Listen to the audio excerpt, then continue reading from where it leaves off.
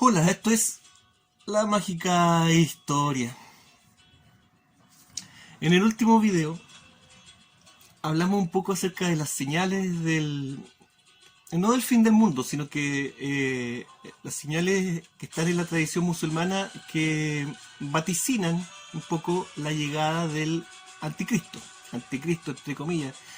Voy a explicar por qué no me gusta tanto ese término para explicar este personaje, ¿me entiendes? Pero ya, y dije que si querían que hablar un poquito más de ese asunto, iban a tener que pedírmelo. Y un suscriptor que me deja harto material, qué sé yo, me lo pidió. Así que no me puedo negar. Ay, yo y mi bocota. ¿Qué es lo que pasa? Es que no es que me aprobleme tanto hablar de un tema y pensando en el que dirán, digamos, no es eso. Pero sí este asunto, este tema, tiene mucho material oscuro que no vale la pena mencionarlo ni en esta plataforma ni en ninguna otra. Simplemente porque considero que no es un aporte, ¿ok? Y yo esto trato de hacerlo para que sea un aporte. Dentro de mi cabecita yo creo que aporto en algo. Puede que no sea así. Bueno, en fin. Entonces me puse a pensar cómo abordar el tema en realidad. Porque este asunto, si ustedes colocan, ¿cierto? Y van a coincidir conmigo. Si ustedes colocan el tema, ¿cierto? El anticristo o el fin del mundo, qué sé yo, van a encontrar una serie de material, digamos, de gente interpretando textos sagrados. Y está bien, hay un trabajo detrás de eso, yo no me estoy burlando del trabajo de esas personas, pero lo que voy es que se puede llegar a convertirse en una obsesión que no es muy sana, ¿ok? Entonces creo que la mejor forma de abordar este tema es hablar acerca de algunos proyectos, ¿ok? Proyectos concretos que hay para recibir, no sé si al anticristo, pero sí para recibir a algún personaje medio extraño, ¿me entienden?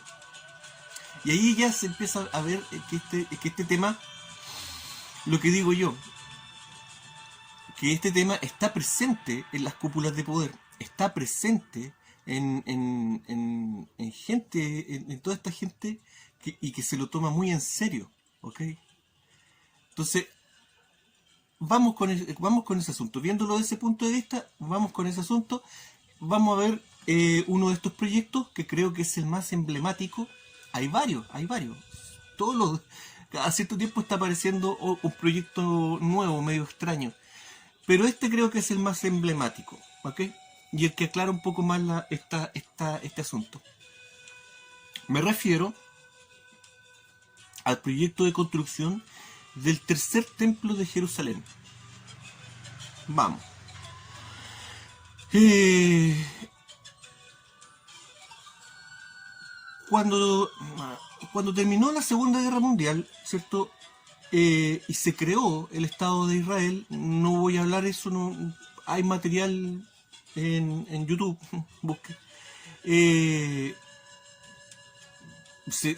hubieron varias propuestas, varias proposiciones para crear el Estado de Israel, incluso una en donde creo que iban a comprar tierras en Argentina para crear el Estado de Israel en Argentina. O sea, Israel habría quedado dentro de Argentina, ¿ok? Pero finalmente ganó el proyecto en donde el Estado de Israel quedó situado, entre comillas, en lo que históricamente habría sido Israel o parte de Israel. ¿Me entienden? Ok. Eso tomando en cuenta eh, que los datos estuvieran bien, ¿me entienden? Partiendo de esa base. Ok, ya. Todo es cuestionable en esta vida. Bueno, el asunto es que casi en forma inmediata, el Estado de Israel comenzó este proyecto, pero en principio de forma secreta. Este asunto es de loco, es una historia de espionaje que el código Da Vinci queda chico al lado de la historia de este proyecto de la construcción del tercer templo de Jerusalén. Sí. Bueno, ¿qué dijeron estos tipos? Si necesitamos construir el templo, bueno, primero, ¿qué templo vamos a construir? O sea, ellos lo tenían claro, ellos nos hicieron esta pregunta, pero es necesario aclarar este tema para entenderlo. Porque existen dos templos, ¿cierto? Por algo se habla del tercer templo de Jerusalén. A lo que voy yo es que existen dos modelos distintos, dos construcciones distintas. La de Salomón, que es la primera, ¿cierto? Y la del rey Herodes, que es la segunda. ¿Ok? Que son templos muy distintos, uno entre sí, y separados por mucho tiempo, prácticamente más o menos 1000 años, más o menos, o sea, no se puede tampoco hablar aquí de cifras concretas. ¿Ya? Por favor, que se entienda eso.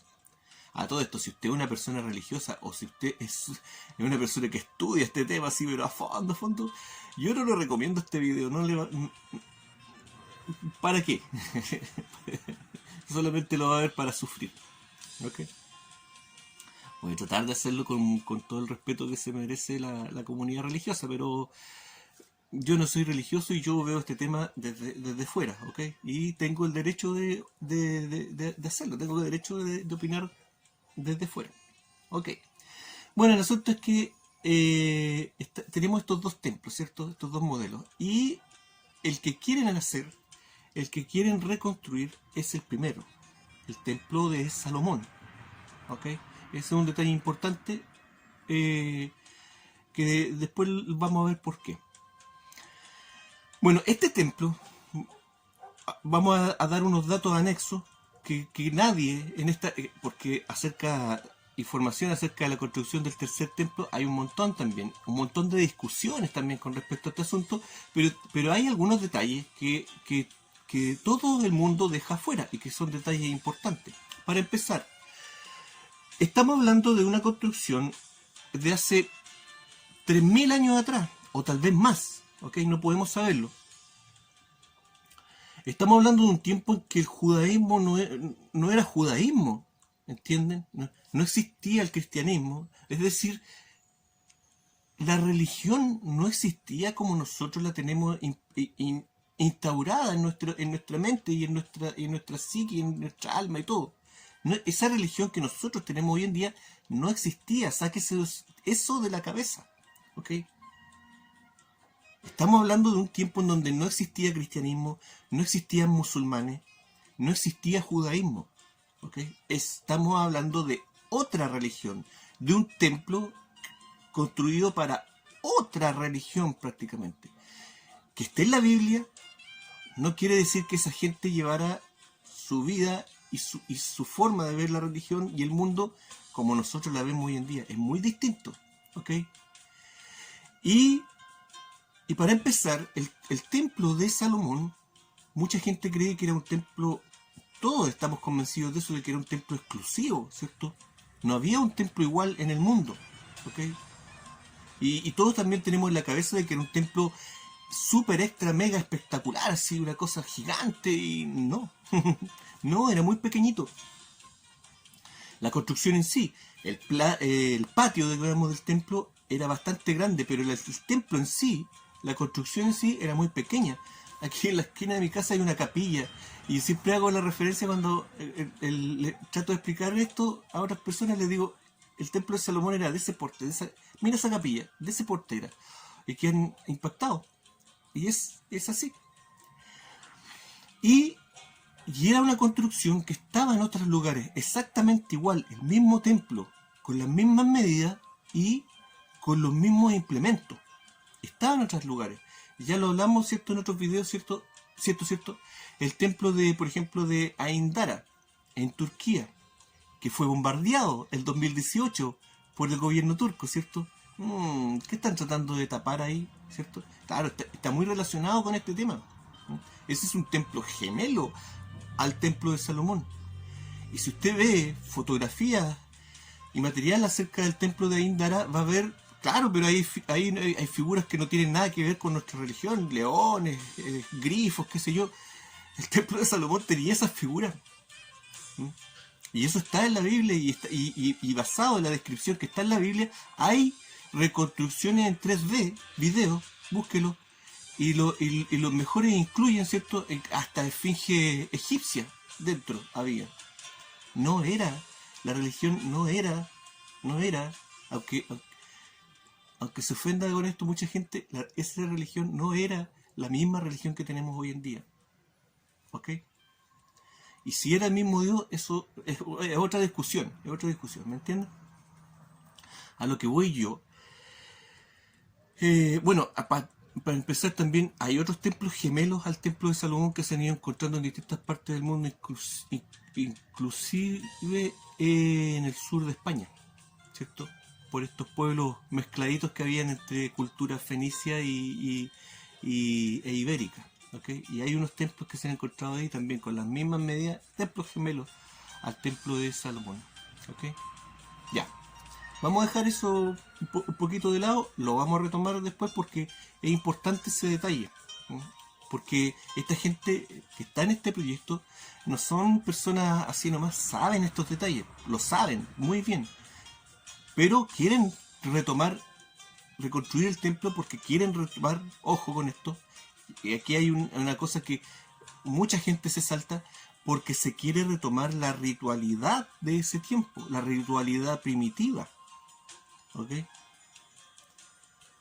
Entonces, por eso, partiendo de esa base, este templo, este nuevo templo de Jerusalén, hay tanta polémica con este asunto. Sí, pero es que no estamos hablando de construir una sinagoga para ir a rezar o estudiar la ley, ¿me entienden?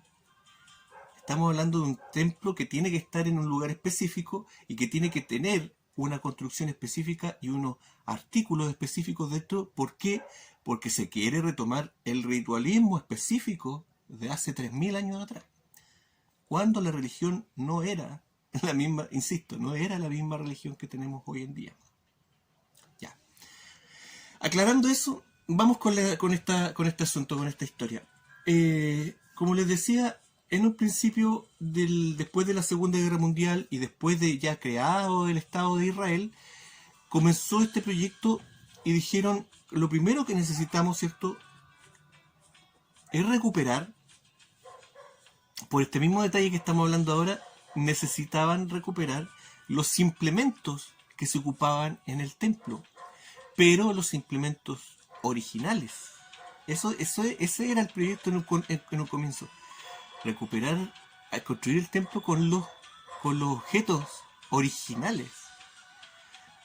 Pero si eso se perdió hace mucho tiempo. Bueno, esta gente pensaba que no y trataron. Hay un equipo inmenso que ha trabajado durante décadas en este proyecto. Arqueólogos, rabinos, arquitectos, inversores, en fin. Y esta gente comenzó a seguirle la pista a estos artículos que estaban en el templo de Herodes, ¿ok? En el segundo templo. Y después cuando los romanos destruyeron el templo de Herodes, el segundo templo, en el 70 después de Cristo, se perdieron esos artículos. Bueno, y esta gente le siguió la pista hasta que los encontró. Y muchos de estos artículos están en Roma, específicamente en el Vaticano. ¿Ok? Y esta gente comenzó a presionar, ¿cierto? Cuando digo esta gente, me refiero al Estado de Israel, que trabaja en este proyecto también a través de algunas instituciones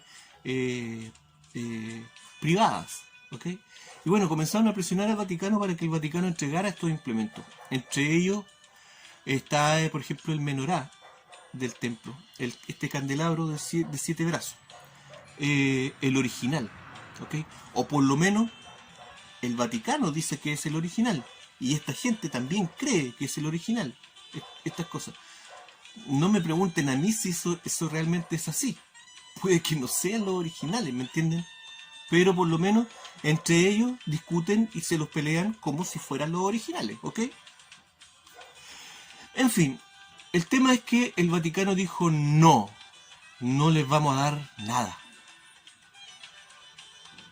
Y ahí hubo un problema legal y todo el asunto, pero no prosperó. ¿Okay? El Vaticano dijo, no, nosotros tenemos este asunto, lo tenemos legalmente, esto se consiguió de forma absolutamente legal, son piezas arqueológicas que nosotros tenemos todo el derecho de tenerlas y no las vamos a compartir, no nos interesa compartir estas piezas.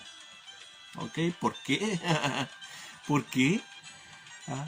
Porque el Vaticano, a ver, el Vaticano tiene muchas reliquias santas, muchas. ¿Por qué tanto interés en cuidar estas que ni siquiera pertenecen a la cultura cristiana? ¿Por qué no devolvérsela a la gente que se supone que tiene la cultura original? Hay algo ahí, ¿cierto? Ya lo vamos a ver, ya vamos a ver por qué. Bueno, el tema es que, chuta, ya estos gallos llegaron y dijeron, no sacamos nada, no vamos a lograr nada con estos tipos. ¿Qué podemos hacer? Y llegaron a la conclusión de que podían hacer réplicas de estos artículos. Y me estoy refiriendo a todos los artículos que se empleaban en el templo. ¿Okay? Esos hornillos para el incienso, los hornos más grandes que estaban en el patio, ¿cierto? Para quemar, para cocinar a los animales, ¿cierto? Y un montón de otros implementos menores. Incluso las canastas donde se colocaba el pan sin levadura, qué sé yo, toda la comida para el asadito, ya lo vimos en otro video. En fin, llegaron a la conclusión de que podían hacer réplicas para poder hacer el templo. ¿Ok? Y aquí salta una duda de inmediato. Ya, se podrán hacer réplicas de horno.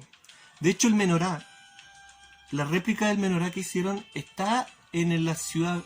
Yo vi un video, de esos videos que recorren ciudades en primera persona, y vi uno de la ciudad vieja en Jerusalén y había un menorá grande, así, gigante, en una plaza, exhibido en una plaza. Y me llamó la atención.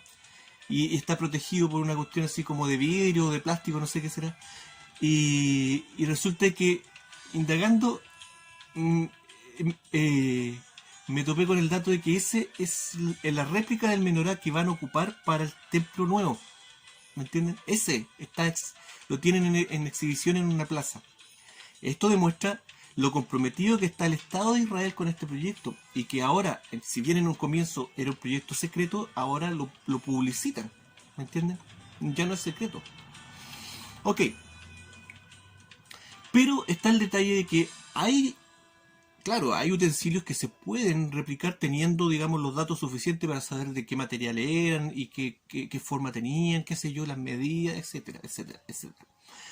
Pero hay otro elemento que no solamente necesitan, hay elementos que traen consigo una carga mágica, ¿ok? Una carga divina en este asunto. Estoy hablando, por ejemplo, ¿cierto? El Arca de la Alianza. ¿Ah? Réplicas se pueden hacer. Y de hecho hay varios videos, ¿cierto? Y todos distintos. Y esto da muestra también de que lo difícil que es reconstruir un artículo que no existe hace mucho tiempo. Y recordar, ¿cierto?, de que el Arca de la Alianza no solamente era un cofre que servía para guardar cosas, tenía una doble funcionalidad, ¿cierto?, para guardar cosas y servía de trono para Dios. ¿Ok? Entonces, y el arca mágica, el arca del templo, ¿cierto?, el Arca de la Alianza tiene un historial mágico, ¿cierto? El que lo tocaba de mala manera se moría, poblaciones enteras de gente, pueblos enteros de gente murieron al manipular mal esta arca. ¿Eso cómo lo van a replicar? Las tablas de la ley. ¿Cómo van a hacer réplicas de las tablas de la ley? Hechas por la mano de Dios. ¿Ah? Le van a cortar la mano a Dios y van a hacer unas réplicas nuevas. No sé. ¿Ah? Que alguien me lo explique. O por ejemplo, ya hicieron una réplica del traje del sumo sacerdote para este templo. Y gastaron mucho dinero con el pectoral. También en otro video ya hablamos del pectoral, ¿cierto? Este pectoral con joyas que usaba el sumo sacerdote. Está bien, se puede hacer una reconstrucción, una réplica con joyas, qué sé yo. Pero esas joyas también tienen un historial mágico, ¿cierto? Las piedras Urim, Urim y Tumim, o Urim y Tumim, no sé cómo se llama, no sé cómo se pronuncia. Pero el tema es que las descripciones de cuando trabajaban estas piedras hablan de que cuando Dios quería comunicarse con el sacerdote, las piedras vibraban, brillaban, ¿cierto? Se encontró una y está tallada en el centro, sin marca por fuera. ¿Cómo consigues eso? ¿Dónde te consigues ese tipo de piedra? Con un historial mágico. Y sobre todo, ¿sabes cómo trabajan? Yo he visto varios videos de varios rabinos que dicen que nadie sabe realmente cómo funcionaban esas piedras. Pero el proyecto está. Y como vemos, el Estado de Israel se lo toma, toda esta gente se lo toma muy en serio. No quieren hacer una reconstrucción como un tipo museo. No. Quieren hacer una reconstrucción del templo funcional. ¿Ok? ¿Ok? Ahí está el tema. Ya, sigamos.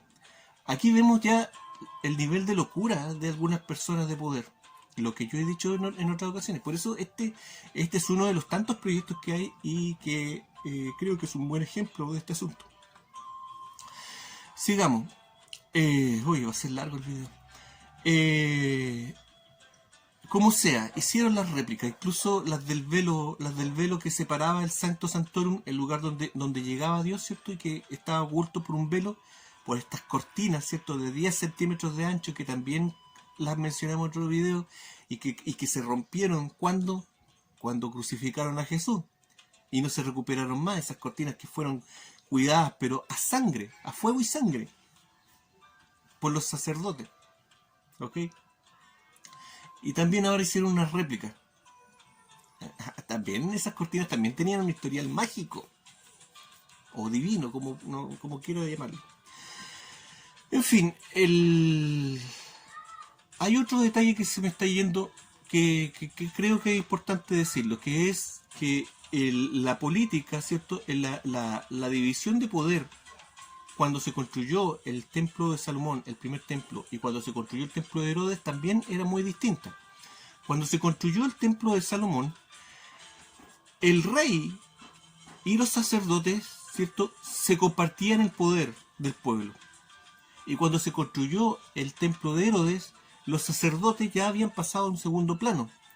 Y era la comunidad rabínica, los fariseos y los saduceos, los que controlaban el poder político en Israel. ¿Ok? Entonces estamos hablando de cosas distintas. Pero nuevamente, lo que se busca aquí es el original, volver al ritualismo primitivo y volver a la política primitiva. También lo vamos a ver. ¿En qué estábamos? Ya, discusiones más, discusiones menos. Hay entrevistas de gente que trabaja en este proyecto y que les preguntan también cómo piensan hacer réplicas de estos elementos sagrados, ¿cierto? Que no se pueden replicar.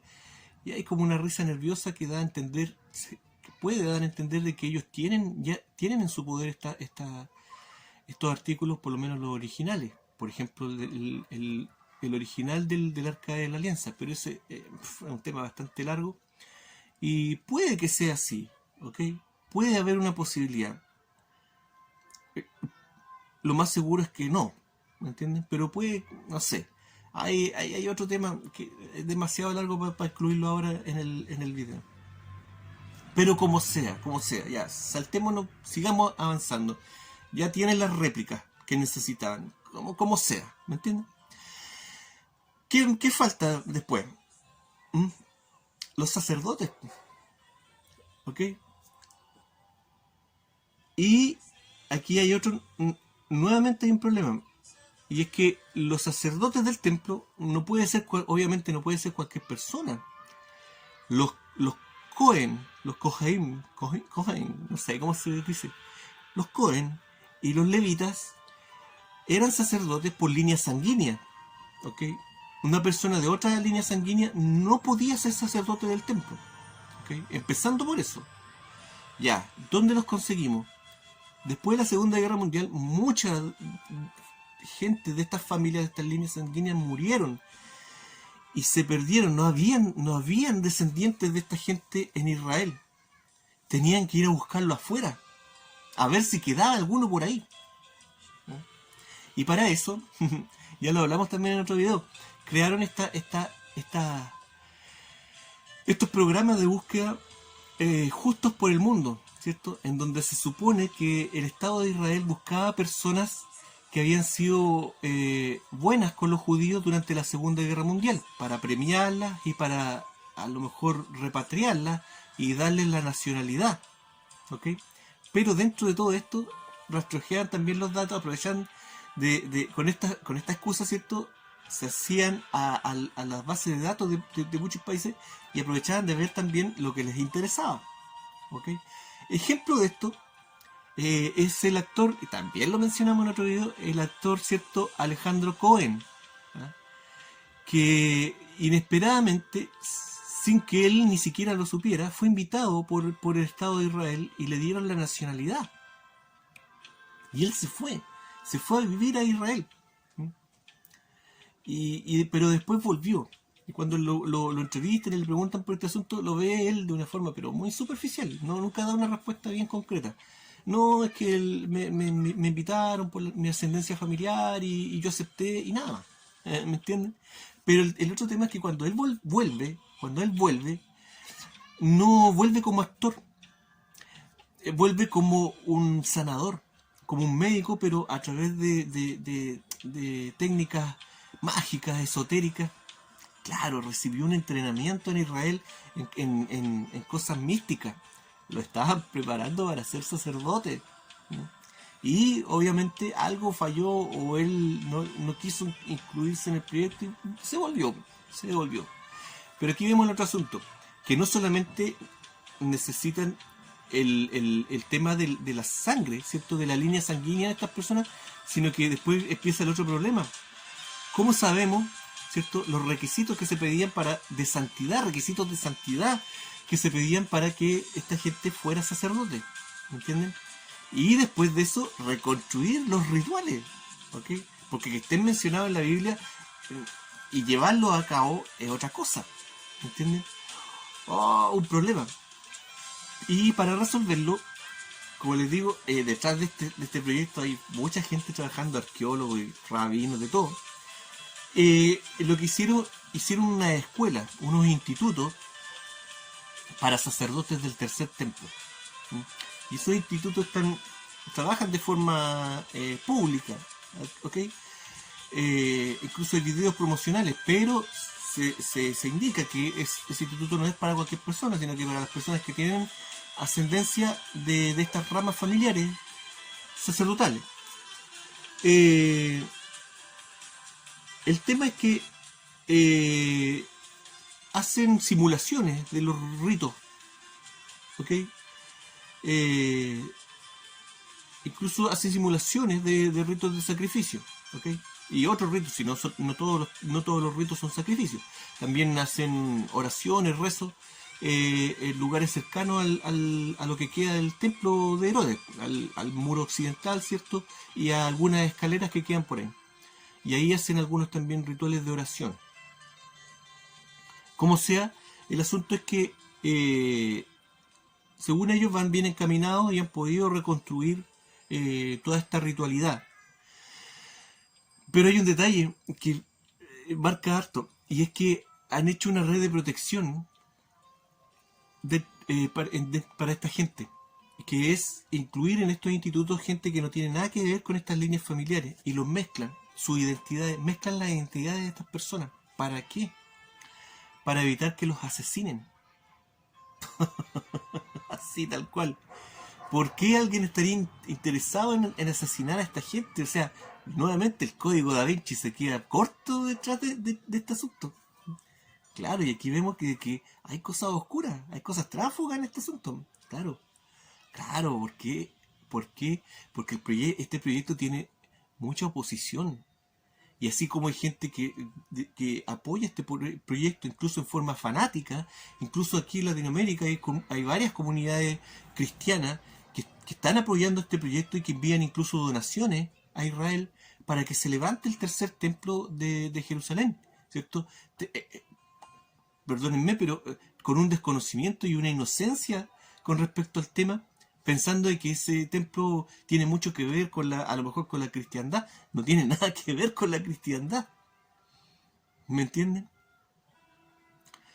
Y así como hay gente que apoya este proyecto, también este proyecto tiene mucha oposición, y a veces una oposición hasta violenta, como vemos, y por eso tienen que tomar estas medidas de protección. Claro, pues les costó encontrar a esta gente, les costó entrenar a esta gente, no los van a perder por un terrorista que quiera asesinarlos. ¿Me entienden? Ya.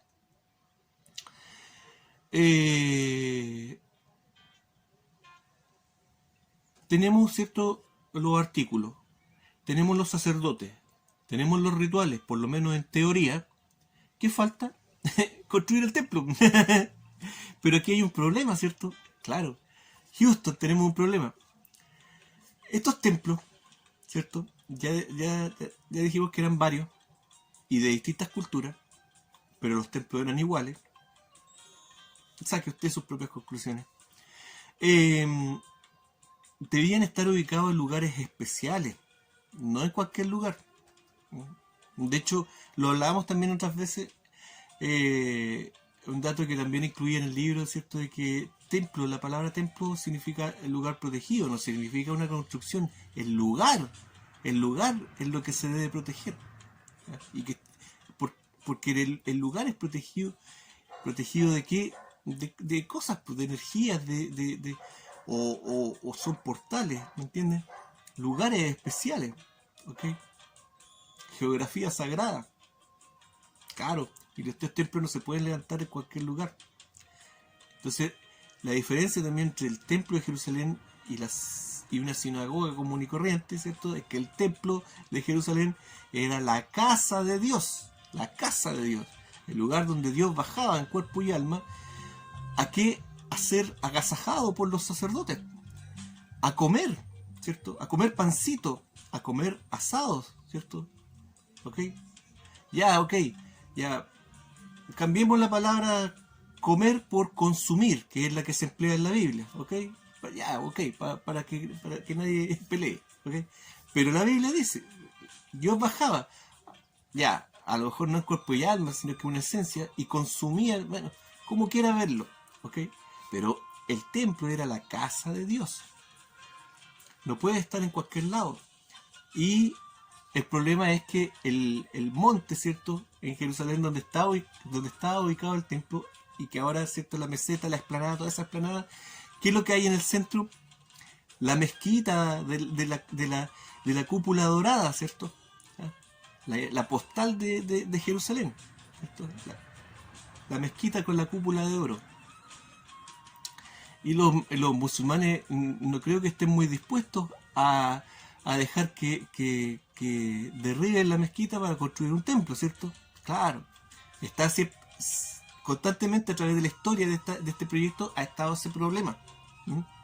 Incluso hay gente que ha dicho que en las guerras que ha tenido Israel con los musulmanes han perdido la oportunidad de bombardear esa mezquita para poder así construir el templo, pero no lo han hecho, y yo creo que no lo han hecho, no porque no hayan tenido ganas de hacerlo, creo que no lo han hecho porque por el temor de bombardear, porque se sabe que sobre el monte está, en algún lugar está el Santo Santorum, ¿okay?, el lugar donde se posaba Dios, y por respeto a eso creo que no han bombardeado la mezquita, ¿okay?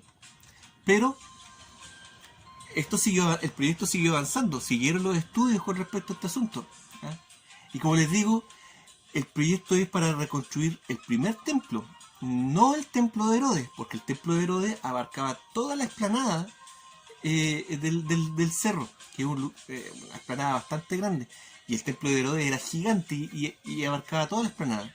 Claro que estaba dividido en varios patios, qué sé yo, e incluía también el templo de Herodes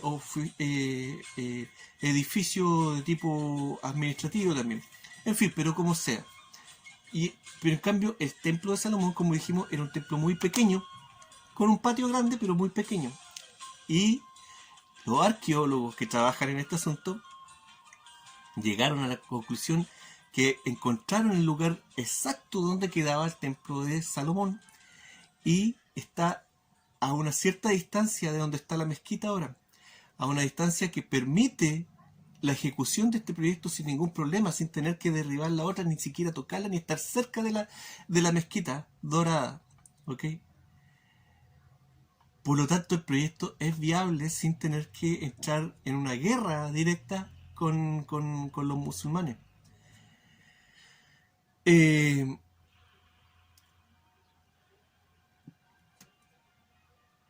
¿Por qué no se hace? Entonces, ¿por qué no empiezan? Los arquitectos que trabajan en este proyecto han dicho que una vez iniciado este asunto, 3 meses después de iniciada la construcción, el templo ya estaría en condiciones para realizar los primeros rituales.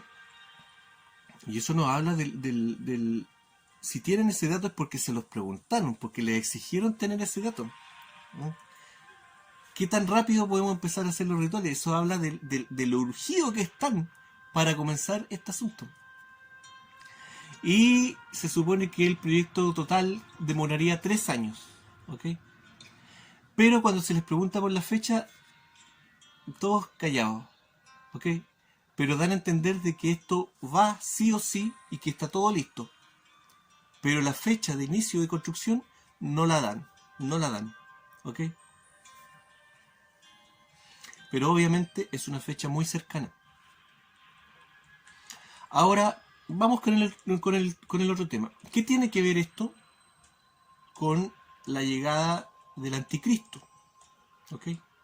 Bueno, hay un montón de profecías que asocian la construcción del tercer templo con la llegada del anticristo. De nuevo, no me voy a meter en ese tema interpretativo, ¿me entienden? Aunque igual uno termina interpretando cosas, ¿me entienden? Y siendo parcial en este asunto. Está bien. Pero a lo que voy es que hay otra cosa. Bueno, les dije que iba a explicar por qué me molesta el término anticristo. No es que me moleste, no es que esté mal empleado, pero tampoco es el término más exacto para hablar de este personaje. ¿Por qué? Porque anticristo, Cristo, ¿cierto? Está hablando de un personaje que es anti-rey, anti-monarquía. De eso estamos hablando, no estamos hablando de un anti-Jesús o de un anti-religión. Estamos hablando de un anticristo, un anti-ungido, un anti-rey. ¿Me entienden? Y dentro de este asunto, de esta definición, han habido varios anticristos, ¿ok? Que acabaron con la monarquía. Viéndolo de aquí, como les digo, se pueden tomar un montón de líneas interpretativas. Por ejemplo, para mí los verdaderos anticristos, antimonarquías son estos personajes importantes en la historia que sirvieron para derribar la monarquía en el mundo a partir de la Revolución Francesa, ¿cierto? Empezando por Napoleón, que sería un anticristo, ¿ah? Y todos los que vinieron después, ¿me entiendes? Todos serían un anticristo, antimonarquía, ¿ah? Pero ahora también se puede ver de otro punto de vista en donde el anticristo eh, está hablando de la monarquía original de Israel, ¿entiendes? Entonces, en ese sentido, el anticristo sería el Imperio Romano, que eliminó, ¿cierto?, la monarquía de Israel, ¿ok? Bueno, pero nuevamente caemos en ponerse a interpretar este asunto, no vamos a terminar nunca. Pero por eso a mí no me acomoda mucho el término anticristo, ¿ok? Porque aquí estamos hablando, y esto es lo que las religiones y las mitologías coinciden un poco en que cuando se acerque el fin del mundo, va a llegar el primer personaje, un personaje, ¿cierto?, que va a tener poder a nivel mundial, y este primer personaje va a ser maligno, oscuro, negativo, ¿cierto? Para mí es la reencarnación de Lucifer. Pero que se va a hacer pasar por un personaje legítimo, se va a hacer pasar por un rey legítimo, se va a hacer pasar en otras versiones, ¿cierto? Como en la musulmana dicen que se va a hacer pasar por Jesús, ¿ok? O lo que sea, pero va a ser mundial, va a tener mucho poder. Y después de este personaje viene el otro, viene el bueno, ¿sí? Que va a contrarrestar el poder del personaje inicial.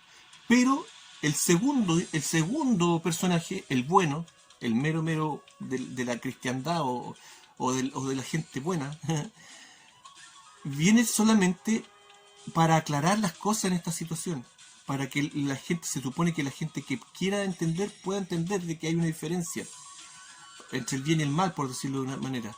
Pero los sucesos que va a desencadenar el primer personaje, el malo, no se van a poder detener. Lo que tiene que pasar va a pasar, y va a ser se va a iniciar ahí un proceso destructivo a nivel militar.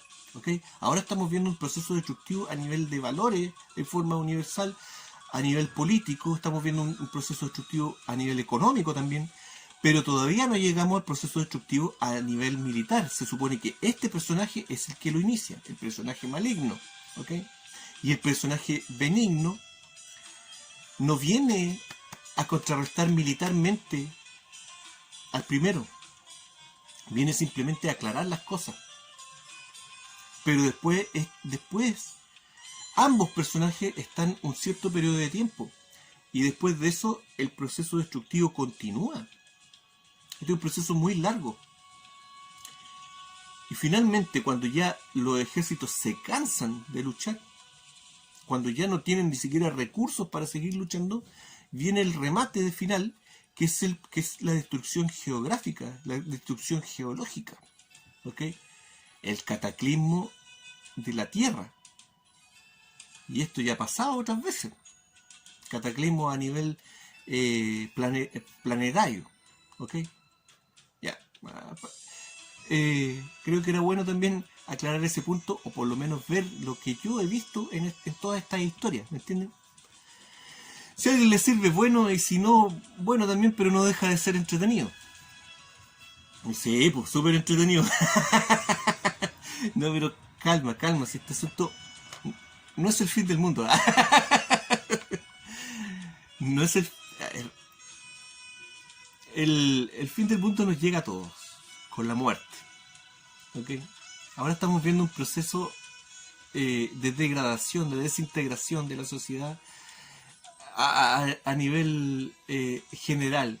¿Me entiendes? Estamos todos incluidos, pero lo individual depende de nosotros. Yo no estoy para darle consejo a nadie, yo no estoy para hacer un manual de buen comportamiento, de cómo seguir la vida. Soy el peor ejemplo que puede haber. No, tampoco soy el peor ejemplo, pero eso es un tema personal. ¿Okay? Ya, sigamos con lo que estamos hablando. Tenemos, ¿cierto? Tenemos los objetos, tenemos los sacerdotes, tenemos el templo, por lo menos el proyecto en plano, ya está. ¿Entiendes? Falta iniciar pero ahora vamos al objetivo, ¿ok? Porque vemos que el Estado de Israel está detrás de este proyecto, ¿no? ¿Por qué? ¿Por qué un Estado laico, y yo me arriesgaría a decir un Estado ateo, está tan involucrado en un proyecto religioso, que es el centro de la religión judía? El templo es el centro de la religión judía. ¿Por qué? Bueno, dijimos, ¿cierto?, de que este proyecto tiene, así como tiene mucho apoyo, también tiene mucha oposición, ¿ok? Los musulmanes se oponen mucho a esto. ¿Por qué? En su tiempo la Iglesia Católica también ha tenido pros y contras, ¿ok? ¿Por qué? Porque como vimos, lo que se busca aquí no es hacer un templo para ir a rezar. Lo que se busca aquí es tener un lugar para retomar la ritualidad primitiva de hace 3.000 o 4.000 años atrás, qué sé yo, para dejar un margen, ¿me entienden? ¿Y qué lleva esta ritualidad? ¿Okay? ¿Qué es lo que lleva este asunto? El poder contactarse con Dios, el poder incluso tener la posibilidad de que Dios baje a este lugar. Ya, ok. Puede que eso sea simbólico, ¿ok? No me pidan a mí explicaciones si esto es así o no. Cada quien saque sus conclusiones. Pero hay otro tema con esto. Que existiendo el templo, existiendo estos rituales de sacrificio, que son cuestionados también incluso por algunas comunidades que aportan para el templo, dicen, Ya, construyamos el templo, pero es necesario que se hagan los sacrificios de animales, qué sé yo, que se retome eso. ¿Será necesario? ¿No podemos llegar a un acuerdo? No, pues, hombre, si esto tiene que ser así, porque vemos que se lo toman en serio. Lo que digo siempre, esta gente se lo toma muy en serio. ¿Mm? Y construyendo el templo van a ser los rituales originales. Y los rituales originales conllevan este tema de los pactos con Dios, de los contratos con Dios, ¿cierto? La propiciación, ¿cierto? La posibilidad de que a través de estos rituales Dios le perdone a la nación de Israel sus pecados.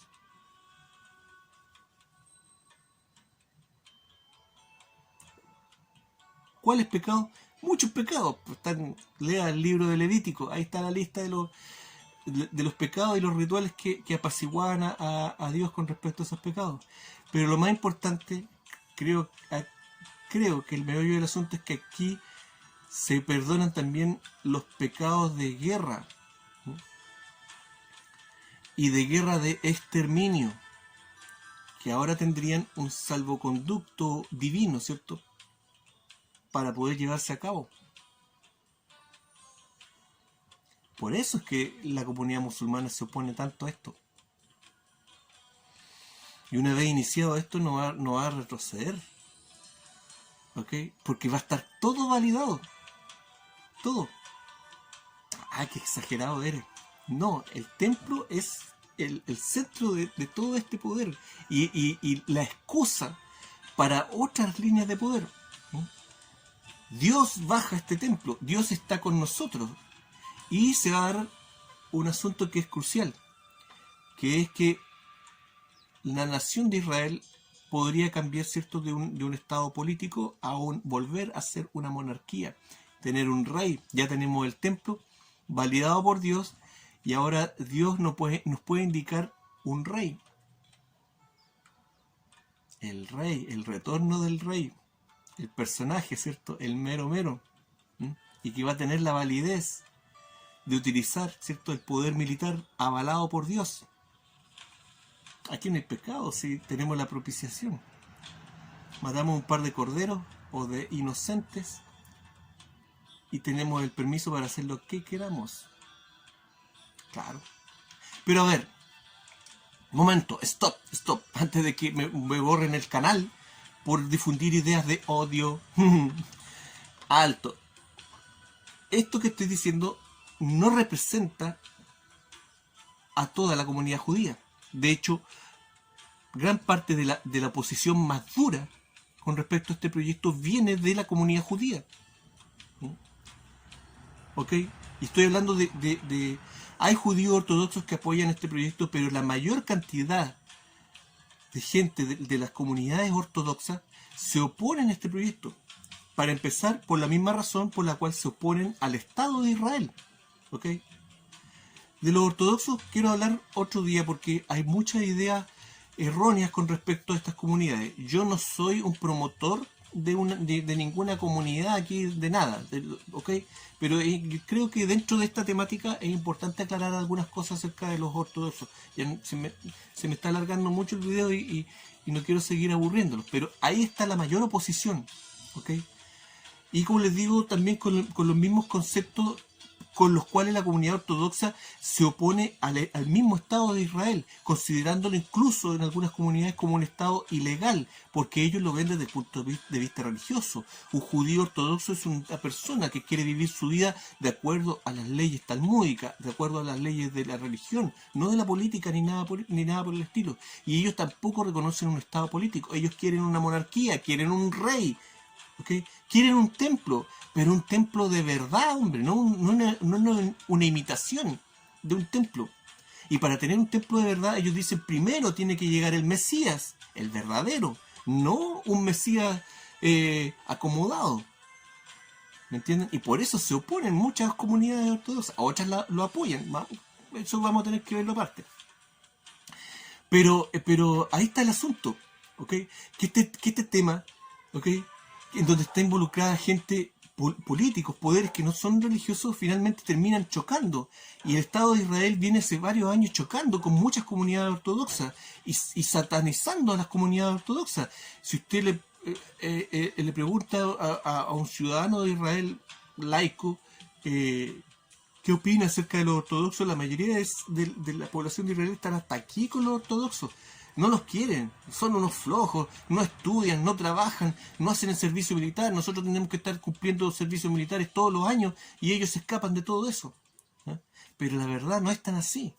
El gobierno del Estado de Israel ha estrangulado a esta gente mediante bonos y programas de ayuda, ¿ok?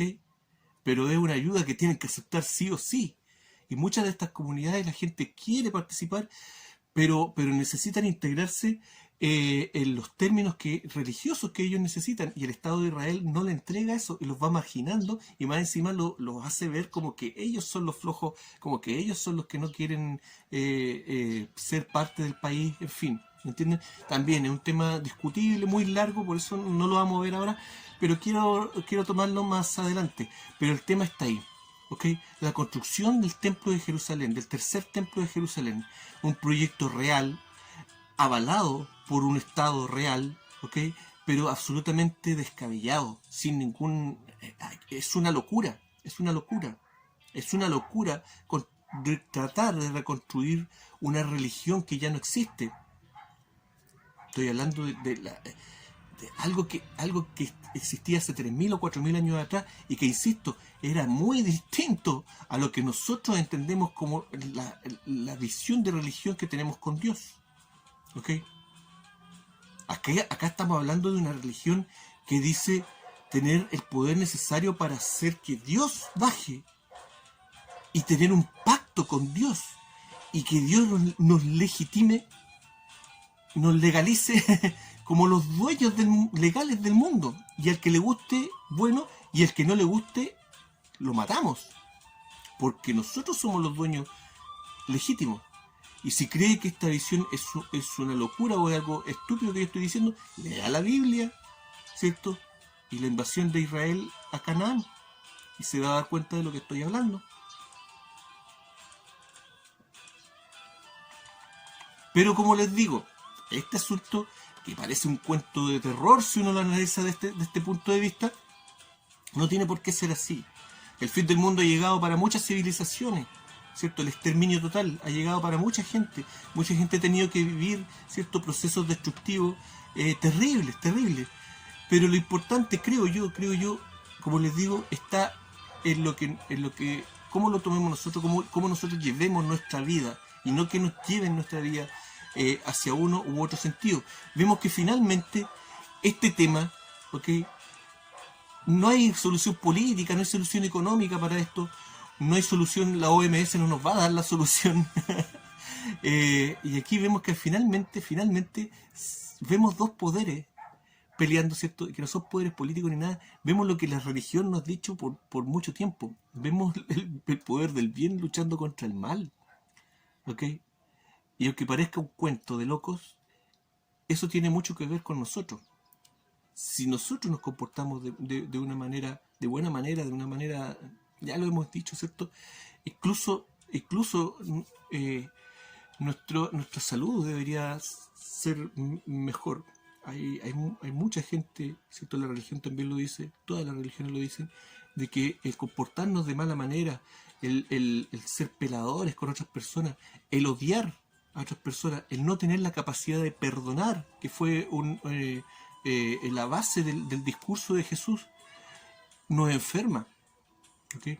Y si queremos sanarnos, ya estoy hablando como pastor, pero si queremos sanarnos físicamente, sentirnos mejor, sentirnos elevados, o como sea, tenemos que dejar todas esas cosas de lado. Sí, claro, se dice fácil, ¿cierto? Yo, como les digo, no soy el mejor ejemplo y no estoy dando consejos, no le estoy dando consejos a nadie, estoy dando mi opinión acerca de este tema, que es un tema que me gusta y que espero le haya gustado, que lo compartiera desde este punto de vista. Y si no, déjeme también los comentarios que quiera. Trato de no ser ofensivo, pero tampoco puedo ser cínico con mis propias ideas. ¿Okay? Gracias. Vamos a seguir hablando de estas cosas. Calma, con tiempo. Gracias. Esto fue La Mágica Historia. Que estén todos bien.